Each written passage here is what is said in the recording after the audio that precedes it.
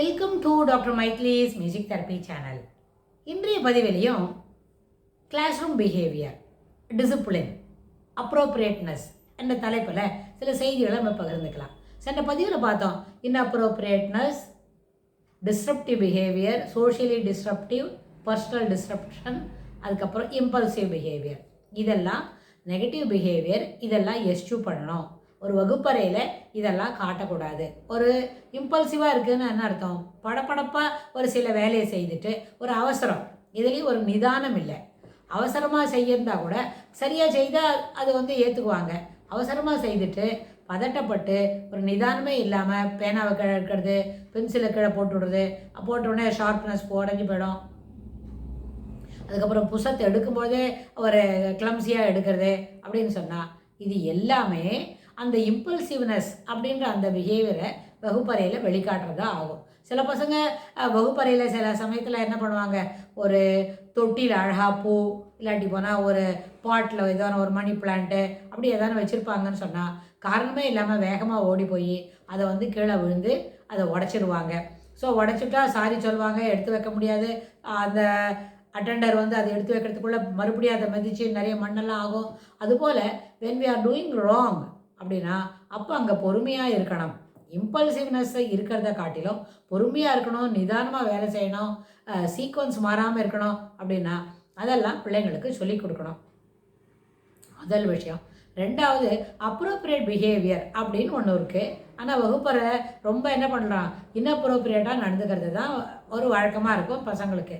ஏன்னா இனிஷியல் ஸ்டேஜஸில் எது discipline, which has to be adhered, எதையெல்லாம் நம்ம ஃபாலோ பண்ணணும், எதை நம்ம விட்டுடணும் அப்படின்றது பிள்ளைங்களுக்கு தெரியாது. அதனால் appropriateness of the classroom behaviour அப்படின்றத மட்டும் நம்ம என்ன பண்ணணும், தொடர்ந்து சொல்லி கொடுக்கணும். இம்பல்சிவ்னஸ் கூட பொறுமையாரு, லைனில் ஒழுங்காக வரிசையாக போ, பின்னாடி இருக்கிறவங்களோட என்ன கரெக்டான அந்த டிஸ்டன்ஸ் மெயின்டைன் பண்ணி வேகமாக போய் அவங்க மேலே இடிச்சுடாத அப்படின்ற மாதிரி அதை அந்த டிஸ்டன்ஸ் மெயின்டைன் பண்ணுனாலே அது என்ன அர்த்தம், அவங்க மேலே இடிக்காதேன்னு அர்த்தம். அதனால் அவங்க மேலே இடிக்காதங்கன்னு ஒரு தடவை சொல்லி கொடுத்தா கூட அவங்கள டிஸ்டன்ஸ் மெயின்டைன் பண்ணு, ஒரு ஆர்ம்ஸ் டிஸ்டன்ஸில் இருந்துக்கோ அப்படின்னு அவங்களுக்கு சொல்லி கொடுத்தா அவங்க யார் மேலே இடிக்காமல் அந்த லைனில் டிசிப்ளின்டாக கேம்ஸ் பீரியடுக்கு போகிறதா இருந்தாலும், லைப்ரரிக்கு போகிறதா இருந்தாலும், இன்னொரு எக்ஸ்டென்ஷன், ஒரு கிரவுண்டில் போய் வேறு ஏதோ வேலை செய்யணும் அப்படின்னாலும் அதுக்கெல்லாம் அவங்களுக்கு வரிசையாக போக தெரியும். So that discipline had to be maintained. Thereby அந்த இடத்துல நம்மளோட இம்பல்சிவ்னஸ், ஒரு துடுதுடுப்பாக சில வேலைகளை தவறாக செய்கிறத நம்ம தவிர்க்க முடியும். ஆனால் இது வகுப்பறையில் எப்படிலாம் இருக்கணும் அப்படின்னா அப்ரோப்ரியேட்னஸ் சொல்லிக் கொடுக்கணும்னு சொன்னோம் இல்லையா. அந்த அப்ரோப்ரியேட்னஸ் என்ன, டீச்சர் வந்தால் க்ரீட் பண்ணணும்.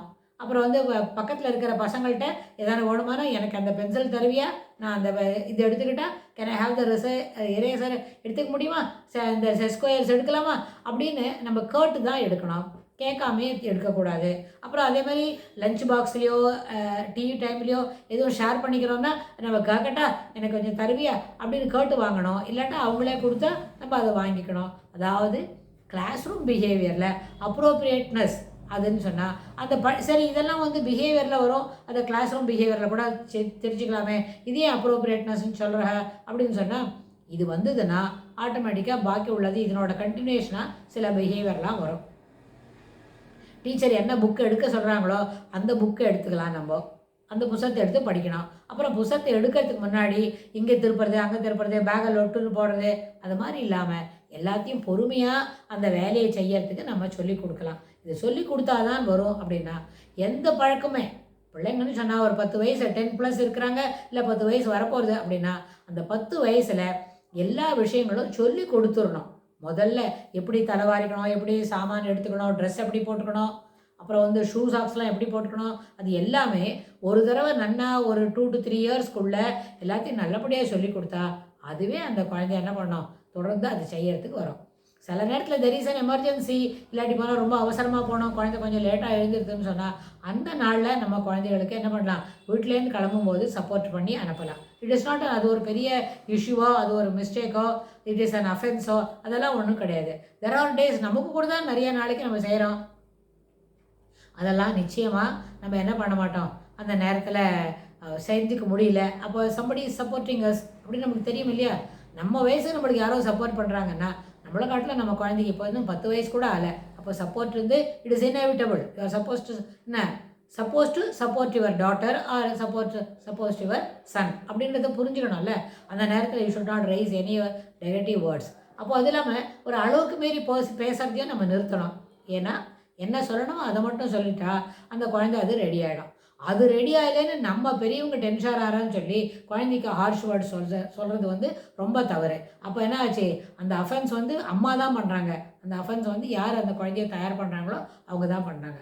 அந்த நேரத்தில் இந்த அப்பா கூட என்ன செய்யணும்னு கேட்டால், குழந்தைக்கு சப்போர்ட்டிவாக பேசினா அந்த குழந்தையோட கான்ஃபிடென்ஸை அதை என்ன பண்ணும், உயர்த்தி விடும். அப்போ தான் அதனோட ஒரு பாசிட்டிவ் மைண்ட் செட்டோட ஸ்கூல் போக முடியும். அம்மா திட்டுறாங்கன்னு சொன்னால் அம்மாவோட சேர்ந்து அப்பாவும் திட்டினா குழந்தையோட மைண்டு அது என்ன பண்ணிடும், ரொம்ப அளவுக்கு நோகடிச்சிடும். அது எங்கே போய் அது ஈஸ் பண்ணிக்கும். ஒரு வேளை ஸ்கூல் பஸ்ஸில் போகிற குழந்தைய அந்த ஸ்கூலில் ஈஸ் அவுட் பண்ணிக்கும் பஸ்ஸில், இல்லாட்டி போனால் கிளாஸ் ரூம் போனோடனே முதல் ஒரு பீரியட் வரைக்கும் அந்த குழந்தைக்கு அது அப்படியே இருந்துன்னு இருக்கும். ஸோ அதனால் குழந்தைய ஸ்கூல் போகும்பொழுது எந்த விதத்துலையும் கடினமான வார்த்தைகளை பயன்படுத்தி அனுப்புறதை தவிர்க்கணும். அது வந்து அப்ரோப்ரியேட்னஸ் இந்த ஃபார்ம் ஆஃப் என்ன, அம்மாவோட பிஹேவியரில் இருக்கிற அப்ரோப்ரியேட்னஸ் என்ன பண்ணோன்னா, that builds the morale, that builds the innate confidence of the child அப்படிலாம் இருக்கும். நம்ம அம்மா நம்மளுக்கு எல்லாம் கரெக்டாக தான் சொல்லுவாங்க அப்படின்னு. ஸோ அந்த மாதிரி அடிப்படையில் ஒன்று ப்ளஸ் ரிலேட்டட் தான், ப்ளஸ் ரிலேட்டட் தான், பாசிட்டிவ் தான். ஆனால் அந்த பாசிட்டிவ்ஸ் ஆட் டு பி என்ன பண்ணணும், ப்ராக்டிஸ். அந்த பிஹேவியரை குழந்தைக்கு இன்கல்கேட் பண்ணி அனுப்பணும். இந்த மாதிரி இருக்குது, அம்மா வந்து கோவிக்க மாட்டாங்கன்ற அந்த நம்பிக்கையை வளர்க்கணும். அதை விட்டு அம்மா போச்சவே அப்போ தான் திட்டி அனுப்புறது. இதில் இன்னொரு பெரிய விஷயம் உண்டு. பசங்க இங்கே படிக்க உட்கார போகிறதுன்னு சொன்னால் அப்போ வந்து விசுவாசமாக மகா இதோட கூப்பிடணும். ஒரே ஒரு தடவை கூப்பிடுவாங்க, கூப்பிட்டோடனே வரையலை அப்படின்னு சொன்னால் இயலாது அப்படின்னு சொல்லி தெரிஞ்சுடுத்தோன்னா அந்த குழந்தைய வந்து ஹார்ஷ் வேர்ட்ஸில் திட்டுறது, ஹார்ஷ் வேர்ட்ஸில் ஹர்ட் பண்ணுற மாதிரி வேர்ட்ஸ் யூஸ் பண்ணுறது. So that has to be ensured. The mother had to be corrected அப்படின்னு ஆயிரும். அம்மா கரெக்ஷன் இருக்குதுன்னு தெரிஞ்சால் அந்த குழந்தை எப்படி அம்மா கிட்ட மரியாதையாக இருக்கும், சும்மா ஆசையாக வந்து கொஞ்சிகமாக இருக்கும். மற்றபடி அம்மாட்ட மரியாதையாக, அம்மாவோட மரியாதைன்றது அந்த மாதிரி ஹார்ஷ் வேர்ட்ஸ் யூஸ் பண்ணுறது இட் இஸ் என்ன ஒரு அயோட்டாவாக குறைஞ்சிக்கிட்டே போகும். அந்த மாதிரி ஒரு இக்கட்டான நிலைமையை அம்மா வந்து வரவழைச்சிடக்கூடாது. யார் பாடம் சொல்கிறதா இருந்தாலும் அம்மா ப்ரெசன்டேஜ் சினேரியோவில் எல்லாரும் விட்டையும் அம்மா தான் பாடம் சொல்கிறாங்க. Very rarely the child is being sent to the tuition அப்படின்னு வைங்க. ஏன்னா ஏர்லி கிளாஸஸில் ஒரு 10 கிளாஸ் வரும்போது டியூஷன் போகிறத பற்றி வேறு விஷயம். பிகாஸ் மார்க் எடுக்கணும் அப்படின்றதுக்காக எக்ஸ்ட்ரா கோச்சிங் அதுக்கெல்லாம் வெளியில் போகலாம். ஆனால் இனிஷியல் ப்ரைமரி கிளாஸஸ்லாம் நிறைய வீட்டில் அம்மா தான் சொல்லிக் கொடுக்குறாங்கன்னு சொன்னால், அம்மா இது போல் ஹார்ஷ் வேர்ட்ஸ் யூஸ் பண்ணினா அம்மா கிட்டே இருக்கிற அந்த மரியாதைன்னு ஒன்று இருக்கே அது தினம் அயோட்டாவாக குறைஞ்சிக்கிட்டே வரும். அதுக்கு நம்ம வழி வகுக்கக்கூடாது. எப்போவும் என்ன பண்ணணும், பொறுமையாக தான் பேசணும், இனிமையாக தான் பேசணும். இதெல்லாம் எழுதாத ரூல், அன்கண்டிஷ்னல்னு சொல்கிறோமில்ல, அதுபோல் இதெல்லாம் எழுதாத ரூல். புத்தகத்தில் வந்து எழுதிலாம் இருக்காது, இப்படி தான் இருக்கணுமா அப்படிலாம் நெகட்டிவாக கேட்கக்கூடாது. என்ன கேட்கணும், இப்படி குழந்தைன்னே இப்படி தான் பழக்கணும், உனக்கு எவ்வளோ கஷ்டம் இருந்தாலும் அப்படின்னு அந்த அம்மாவுக்கு அவங்க அம்மாவோ இல்லை அவங்க மாமியாரோ வீட்டில் இன்னும் இருக்கிற முதல்ல அப்பா சொல்லி கொடுக்கலாமே. அப்பா should be supportive to his offspring, அதில் ஒன்றும் சந்தேகமே இல்லை. அந்த மாதிரி இருக்குச்சு. அவங்க தான் தன்னோட மனைவியை கரெக்ட் பண்ணணும், குழந்தைய ஒரு நாளும் கோவிக்கக்கூடாது அப்படின்னு சொல்லி கொடுக்கணும்.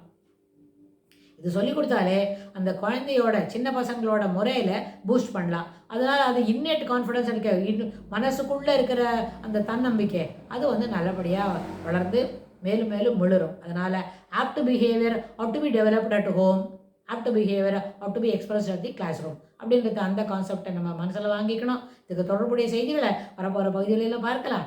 தேங்க்ஸ் ஃபார் வாட்சிங்.